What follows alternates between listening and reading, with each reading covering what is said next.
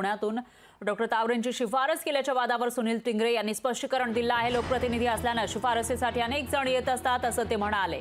विषयाला वेगळं वळण देणं योग्य नाही असं टिंगरेंनी म्हटलेलं आहे। न्यायव्यवस्थेवर माझा विश्वास आहे, चौकशीमध्ये बाब स्पष्ट होईल असं टिंगरेंनी म्हटलेलं आहे। तर डॉक्टर तावरे यांची शिफारस केल्याचा जो दावा आहे तो करण्यात आला होता आणि त्याच्यावर सुनील टिंगरे यांचं नाव समोर येत होतं। आमदार सुनील टिंगरे यांनी डॉक्टर तावरेची शिफारस केली असं बोललं जात होतं। हे तेच डॉक्टर आहेत ज्यांनी फेरफार केल्याचा आरोप आहे त्या आरोपीच्या ब्लड सॅम्पलमध्ये आणि त्यानंतर आता त्याच्यावर टिंगरेंनी हे स्पष्टीकरण दिलंय। डॉक्टर तावरेची शिफारस केली होती आणि त्याच्या प्रकरणामध्ये आता डॉक्टर टिंगरे माफ करा आमदार टिंगरे यांनी हे स्पष्टीकरण दिल्याचं पाहायला मिळते।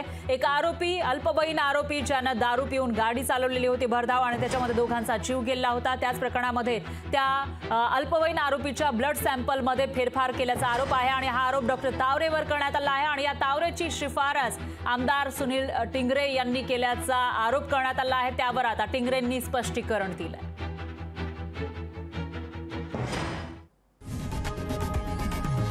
लोकशाही मराठी ऐका, पहा, जागरूक रहा।